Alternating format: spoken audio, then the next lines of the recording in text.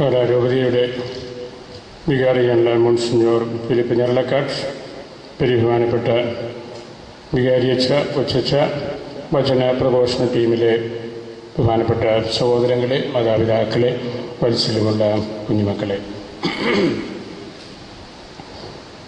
ഞാൻ എൻ്റെ സ്വരത്തിനൊരു പ്രശ്നം പറ്റി ജലദോഷം പിടിച്ചതുകൊണ്ട് ഏതാനും നിമിഷങ്ങൾ മാത്രമെടുത്ത് ഞാൻ അവസാനിപ്പിക്കുകയാണ്.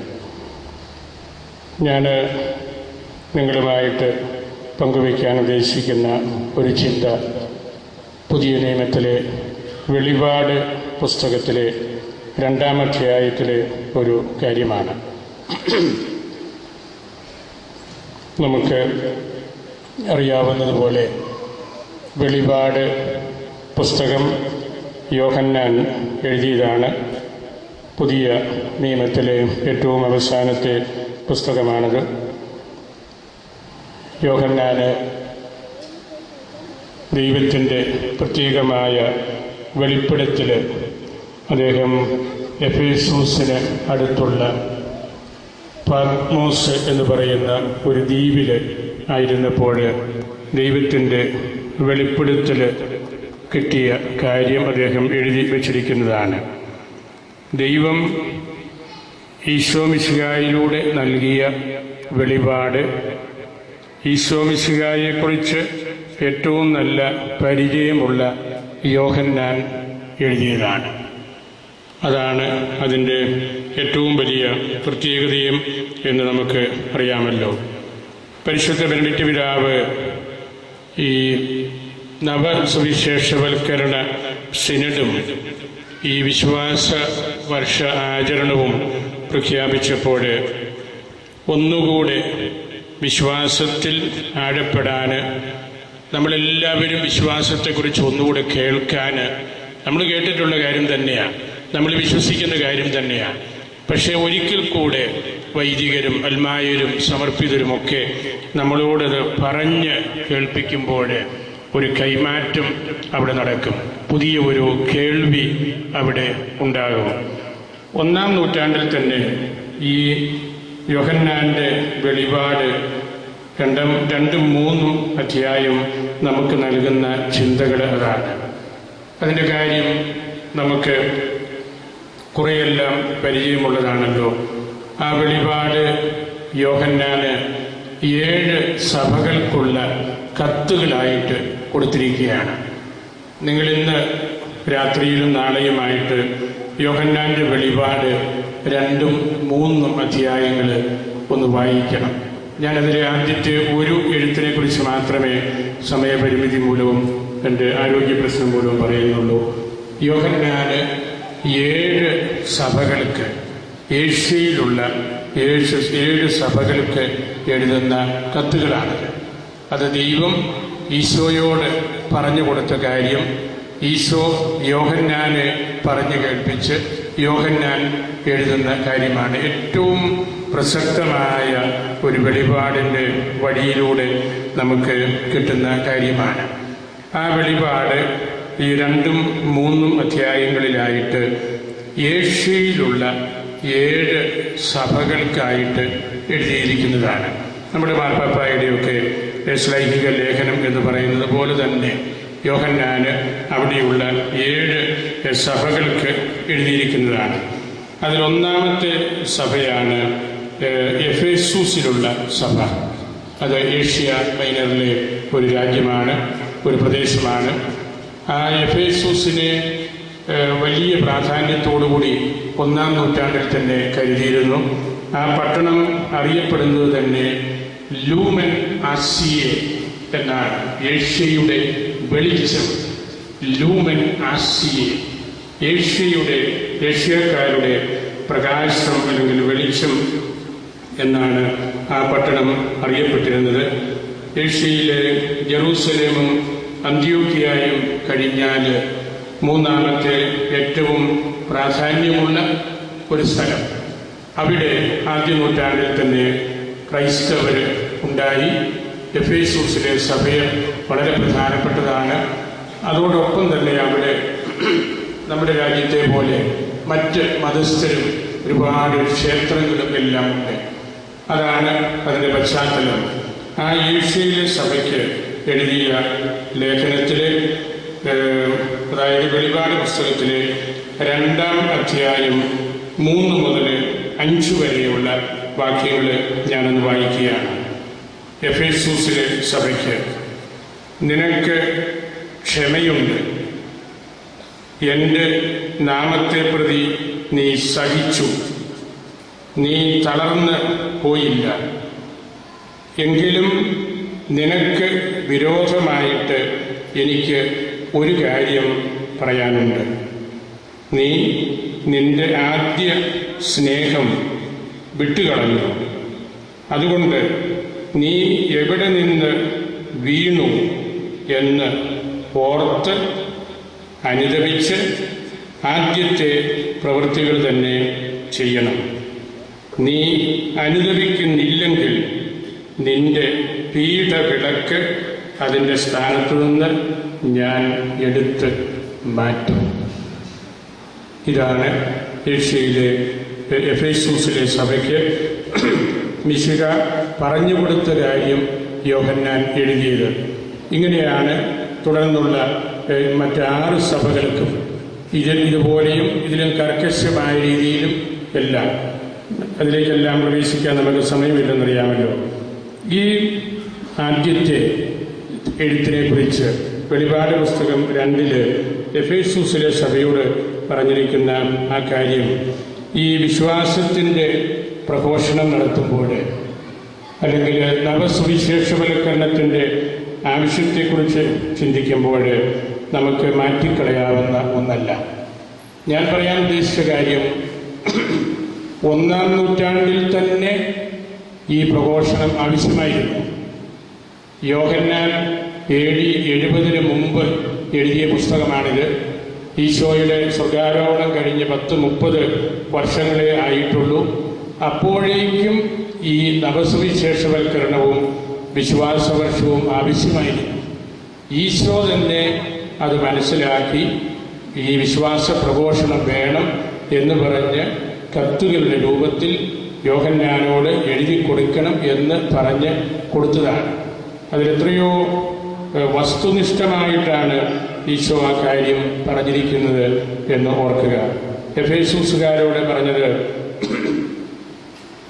നിങ്ങൾക്ക് ആദ്യമുണ്ടായിരുന്ന തീഷ്ണത ഇപ്പോഴില്ല.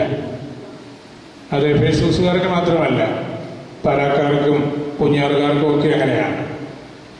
തുടക്കത്തിൽ ഉണ്ടാകുന്ന തീഷ്ണത പിന്നീട് കാണുകയില്ല. എഫേസൂസുകാർക്ക് എഴുതിയ ആ തിരുവെഴുത്ത്, ആ സുവിശേഷം, ആ ലേഖനം നമുക്ക് വേണ്ടി എഴുതിയതാണ്. 2000 വർഷങ്ങൾ കഴിഞ്ഞ് ആ വിശുദ്ധ ഗ്രന്ഥം നമുക്ക് വായിക്കുമ്പോൾ, നിങ്ങൾക്ക് ആദ്യമുണ്ടായിരുന്ന തീഷ്ണത ഇപ്പോഴില്ല എന്നത് നമ്മളോട് പറഞ്ഞിരിക്കുന്നതാണ്. അതുകൊണ്ടാണ് നമ്മൾ ഇതുപോലെ ഒന്നിച്ചുകൂടി ഒരിക്കൽ കൂടി സഭ എന്താണെന്ന് കേട്ട് അതിൻ്റെ ദൗത്യം മനസ്സിലാക്കി നമ്മുടെ ജീവിതത്തിൻ്റെ വ്യത്യസ്ത മേഖലകളിലേക്ക് വരാൻ ആഗ്രഹിക്കുന്നത്. ഈ യോഹന്നാൻ്റെ ലേഖനം മനസ്സിലാക്കിക്കൊണ്ടാണ് പിന്നീട് സഭയുടെ പിതാക്കന്മാർ 3 തത്വങ്ങൾ പറഞ്ഞു. ഒന്ന്, സഭയ്ക്ക് എപ്പോഴും നവീകരണം വേണം. എക്ലീസിയ സെമ്പർ പൂരിഫിക്കാത്ത, ഓരോ ദിവസവും നവീകരണം വേണം നമുക്ക്, ഓരോ ദിവസവും. അത് സഭാവിജ്ഞാനീയത്തിലെ വലിയൊരു പ്രബോധനമാണ്. രണ്ടാമത്തെ ഒരു കാര്യം ഈ ലേഖനത്തിൻ്റെ വെളിച്ചത്തിൽ പറഞ്ഞിരിക്കുന്നത്, സഭയാണ് എല്ലാറ്റിൻ്റെയും ലക്ഷ്യം. ഏത് കാര്യം നമ്മൾ ചെയ്താലും അത് സഭയെ ഉദ്ദേശിച്ച്, സഭയാണ് ലക്ഷ്യം. ഫീനിസ് ഓംനിയം എക്ലേസിയ എന്ന് പിതാക്കന്മാർ പറഞ്ഞു. എല്ലാത്തിൻ്റെയും ലക്ഷ്യം സഭയാണ്. അപ്പോൾ ആദ്യത്തേത്, എപ്പോഴും നമുക്ക് നവീകരണം വേണം. 2, എല്ലാറ്റിൻ്റെയും ലക്ഷ്യം സഭയാണ്. മൂന്നാമത്തേത്, പരിശുദ്ധാത്മാവ് ആത്മാവിൻ്റെ പുഷ്പങ്ങൾ വിരിയിക്കുന്നത് സഭയിലാണ്. ഫ്ലോററ്റ്, പുഷ്പം വിടർത്തുക, അതാണ് ദൈവത്തിൻ്റെ ആത്മാവ് അതിൻ്റെ പുഷ്പങ്ങൾ വിരിയിക്കുന്നത് സഭയിലാണ്. യോഹന്നാന്റെ ഈ കത്തിൽ നിന്ന്, എഫേസൂസുകാർക്കുള്ള എഴുത്തിൽ നിന്ന് പിന്നീട് പിതാക്കന്മാര് കണ്ടെത്തിയ 3 ചിന്തകളാണത്. ഒരിക്കൽ കൂടെ ഈ എഫേസൂസുകാരോട് ഈശോ അല്ലെങ്കിൽ യോഹന്നാൻ പറഞ്ഞത്, നിങ്ങൾക്ക് ആദ്യമുണ്ടായിരുന്ന ആ സ്നേഹം ഇപ്പൊ കാണുന്നില്ല. 10-30 കൊല്ലമേ ആയുള്ളൂ. പക്ഷേ ആദ്യമുണ്ടായിരുന്ന നിങ്ങളുടെ ഒന്നിച്ചു വരവിലുള്ള ഐക്യം, സന്തോഷം, മുഖത്ത് നോക്കുമ്പോൾ സ്നേഹം, അതൊന്നും ഇപ്പൊ കാണുന്നില്ല. ഇപ്പൊ വലിയ ഗൗരവമാണ്. 10 വയസ്സുള്ള കുട്ടിയെ കണ്ടാൽ 50 വയസ്സുള്ള ഒരു കുടുംബനാഥന്റെ പ്രാരാബ്ധം മുഖം കണ്ടാൽ തോന്നും. അതാണല്ലോ അനാവശ്യമായ ഗൗരവം. ഒരു കാര്യമുള്ളതല്ല, ചുമ്മാ ഒരു ഗൗരവം കാണിക്കുകയാണ്. അപ്പം ആദ്യം ഉണ്ടായിരുന്ന സ്നേഹമൊക്കെ പോയി, വീട്ടിൽ സ്നേഹമില്ല. നമ്മൾ കുറച്ചുകൂടെ നല്ലതുപോലെ ഇത് മനസ്സിലാക്കണം. അതിനുവേണ്ടി ഈശോ യോഹന്നാനോട് 3 കാര്യമാണ് പറഞ്ഞു കൊടുത്തത്. ആദ്യം എങ്ങനെയാണ് ജീവിച്ചതെന്ന് ഓർത്ത്, 2 പശ്ചാത്തപിച്ച്, 3 ആദ്യത്തെ പ്രവൃത്തികൾ ചെയ്യണം. ഓർക്കുക, പശ്ചാത്തപിക്കുക, ആദ്യം ചെയ്തത് എന്താണോ അത് ചെയ്യുക. വാസ്തവത്തിൽ ഞാൻ മനസ്സിലാക്കുന്നത് പരിശുദ്ധ ബെനഡിക്ട് പിതാവ് ഉദ്ദേശിച്ച ഈ വിശ്വാസ വർഷം ഇതുതന്നെയാണ്. നമ്മൾ ഏറ്റവും നന്നായിട്ട് ഓർക്കുന്നത് ഏറ്റവും ആദ്യത്തെ കാര്യമാണ്. ആദ്യം ഒരു കുഞ്ഞ് ജനിക്കുമ്പോൾ എന്തു വലിയ സന്തോഷമാണ്. ആ അമ്മ ഏറ്റവും കൂടുതൽ ഓർക്കുന്നത് ആ കുഞ്ഞിനെ കുറിച്ചായിരിക്കും. ആദ്യത്തേതെല്ലാം നമുക്ക് വലിയ ഓർമ്മയുടെ വിഷയമാണ്. അതുകൊണ്ടാണ് ഈശോ പറഞ്ഞത്, നിങ്ങൾ ഓർക്കണം. എങ്ങനെയാണ് നിങ്ങൾ കത്തോലിക്കരായത് എന്ന് നിങ്ങൾ ഓർക്കണം. 2 പശ്ചാത്തപിക്കണം. തെറ്റുകൾ പറ്റിയതിനെക്കുറിച്ച് പശ്ചാത്തപിക്കണം. ധൂർത്തപുത്രൻ പറഞ്ഞല്ലോ, ഞാൻ എഴുന്നേറ്റ് എൻ്റെ പിതാവിൻ്റെ പക്കലേക്ക് പോയി അവൻ്റെ മുമ്പിൽ നിന്ന് ഞാൻ പറയും, ഞാൻ തെറ്റ് ചെയ്തു. അതാണ് വേദപുസ്തകം തരുന്ന പശ്ചാത്താപത്തിൻ്റെ വഴി. നമ്മളും ഇതുപോലുള്ള അവസരങ്ങളിൽ, ഈ വചന സന്ധി പോലുള്ള അവസരത്തിലും നമ്മളുടെ വലിയ ആഘോഷങ്ങളുടെ അവസരത്തിലുമൊക്കെ അനുദപിച്ച് പശ്ചാത്തപിച്ച് നമ്മളുടെ പാപങ്ങളിൽ നിന്ന് നമ്മൾ പൊറുതി നേടുമ്പോൾ വീണ്ടും നമ്മൾ ആദ്യത്തെ പരിശുദ്ധിയിലേക്ക് വരികയാണ്. 3 പറഞ്ഞത്, നിങ്ങൾ ആദ്യം ചെയ്ത പ്രവൃത്തികൾ ചെയ്യണം. ആദ്യത്തെ ക്രൈസ്തവർ ചെയ്തത് എന്താണ്? സ്ഥലം വിറ്റു, സ്ലീഹന്മാർക്ക് കൊടുത്തു, അയൽക്കാർക്ക് കൊടുത്തു, ആവശ്യക്കാരാരുമില്ല, എല്ലാവരും ഒരു വീട് പോലെ, എല്ലാവരും സുവിശേഷം പറയുന്നു. പള്ളിയിൽ അല്ലെങ്കിൽ സിനഗോഗ് പോലെയുള്ള സ്ഥലത്തൊക്കെ വന്നിരുന്ന് ഈശോ പറഞ്ഞ കാര്യങ്ങളെല്ലാം പരസ്പരം പറഞ്ഞു കേൾപ്പിക്കുന്നു, മാതാവ് പറഞ്ഞു കൊടുത്ത കാര്യം പറയുന്നു. അങ്ങനെ ആ പ്രവൃത്തികൾ ചെയ്യണം. അപ്പോൾ നമ്മൾ ഈ വചന വർഷത്തിൽ ഓർക്കേണ്ട കാര്യം ഇതാണ്. എവിടെ നിന്ന് നമ്മൾ വീണു എന്നതിനെക്കുറിച്ച് ഓർത്ത് പശ്ചാത്തപിച്ച് ആദ്യത്തെ ശുശ്രൂഷ ചെയ്യണം. ഈശോ അവസാനമായിട്ട് പറഞ്ഞത്, ഇല്ലെങ്കിൽ നിങ്ങളുടെ പീഠവിളക്ക് ഞാൻ എടുത്ത് മാറ്റി ഊതിക്കളയും. ഞാൻ ആദ്യമേ പറഞ്ഞല്ലോ, എഫേസൂസ് അറിയപ്പെട്ടത് തന്നെ ലൂമൻ ആസിയെ, ഏഷ്യയുടെ വിളക്ക് പ്രകാശമെന്നാണ്. അത് സഭയുടെ ഈശോയുടെ ചൈതന്യം കൂടെ വന്നപ്പോൾ എല്ലാ അർത്ഥത്തിലും അതൊരു വലിയ വിളക്കായി, പീഠവിളക്കായി. ഈശോ യോഹന്നാനോട് പറഞ്ഞു കൊടുത്തത് എഫേസൂസുകാരോട് പറഞ്ഞേരെ, ഈ പറഞ്ഞ കാര്യം ഓർമ്മയും പശ്ചാത്താപവും ആദ്യ പ്രവൃത്തിയും ഇല്ലെങ്കിൽ ഈ വിളക്ക് ഞാൻ ഊതിക്കളയും. അത് കെട്ടുപൊക്കോളും, ഞാൻ ഊതന്റെ കാര്യമൊന്നുമില്ല. നിങ്ങളുടെ പീഠവിളക്ക് അപ്രത്യക്ഷമാകും. അതാണ് നവസുവിശേഷവൽക്കരണം, അതാണ് വിശ്വാസ പ്രഘോഷണം. തിരുവചനങ്ങളിലേക്ക് നമ്മൾ തിരിഞ്ഞു പോകണം. ഇങ്ങനെ ബാക്കി 6 സഭകൾക്കും ഉള്ള എഴുത്തുകളുണ്ട്. അങ്ങനെ 7 സഭകൾക്കുള്ള കത്തുകളാണ് യോഹന്നാന്റെ വെളിപാട് 2ഉം 3ഉം അധ്യായങ്ങൾ. അത് നിങ്ങളെല്ലാവരും അത് വായിക്കണം. അത് നമ്മുടെ ആധ്യാത്മിക വളർച്ചയ്ക്ക്, നമ്മൾ ആരാണെന്നുള്ളത് മനസ്സിലാക്കാൻ, നവീകരണത്തിൻ്റെ ആവശ്യം, സമർപ്പിതരുടെ ആ ജീവിതത്തിൻ്റെ ലക്ഷ്യങ്ങൾ, അതെല്ലാം കർത്താവ് നമുക്ക് പറഞ്ഞു തരും. അതുകൊണ്ട് നിങ്ങൾ ഇന്നും നാളെയുമായിട്ട് ഈ വെളിപാട് പുസ്തകത്തിലെ 2ഉം 3ഉം അധ്യായങ്ങൾ എല്ലാവരും വായിക്കണം. ഈ വചനസന്ധ്യയുടെ ഏറ്റവും പ്രധാനപ്പെട്ട ഒരു തീരുമാനമായിട്ട് നിങ്ങളതിനെ എടുക്കണം ഞാൻ എന്ന് വീണ്ടും വീണ്ടും ഓർമ്മിപ്പിക്കുകയാണ്. അവിടെയാണ് സഭകളോട് നമ്മോട് ഈശോ എന്താണ് പറയുന്നത്, എങ്ങനെയാണ് നമ്മൾ ജീവിക്കേണ്ടത് എന്ന് പഠിപ്പിക്കുന്നത്. അക്കാര്യത്തിൽ നിങ്ങൾ പ്രത്യേകമായിട്ട് ശ്രദ്ധിക്കുമല്ലോ. ഞാൻ അവസാനിപ്പിക്കുകയാണ്.